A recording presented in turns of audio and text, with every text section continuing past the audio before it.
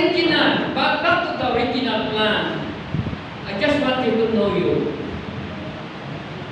Na balik tayo doon sa original ng plan ng Panginoon. Gusto ng Diyos kaya ihanda na para maging mabuhay ka ng sagana. At mararanasan mo ang buhay na isang ganap at kasiyasiya kapag siya inilala mo na siya yung author ng lahat ng bagay. Are you with me? No, kapag pinala na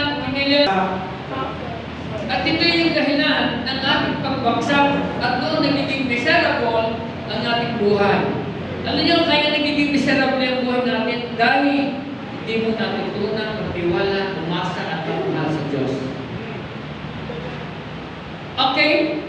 Yung introduction mo kanina, before ka pa lumabas dito sa mundo, ihanda na ng Diyos. Everything is complete, everything is okay, everything is good.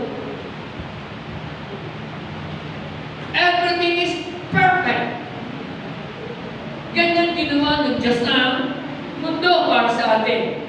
Para tayo mabuhay. Kaya nga sabi na sa John 10:10, sabi doon, ang Diyos sinaparito para bigyan ka ng isang buhay na ganap, yung abundant life. Pero meron kalaban. Si Satanas sinaparito para ikaw naman ay pagnakawan, wasakin, patayin. May kakayanan siya na gawin ito. Kaya nga ayaw niya na mga nilalang ng Diyos ay lubusong maging maligaya. Sino gusto maging maligaya? Sino ang gusto maging maligaya? Kung nais mo maging maligaya ng lubusan, ang kaligayahan ay hindi pwedeng ibigay ng mundo. Hindi pwedeng ibigay ng mga material na bagay. Ang kagalakan, kaligayahan, yung tunay na happiness, tunay na joy ay nanggagaling sa Diyos. Tama ba?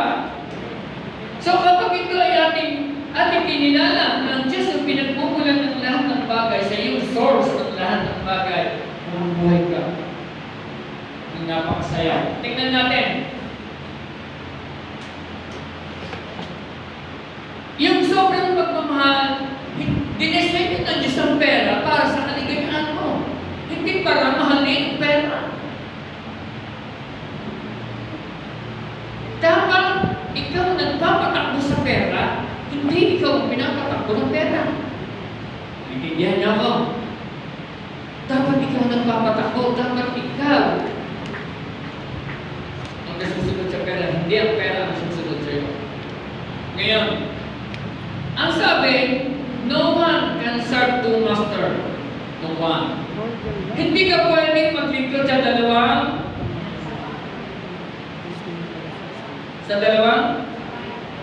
hindi ka pwedeng maglingkod ng sabay sa dalawang Panginoon.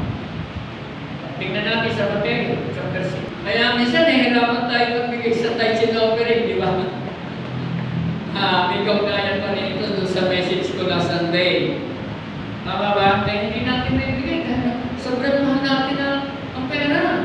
Hindi natin hindi kalimutan ng Diyos ang pinagmumulan ng lahat.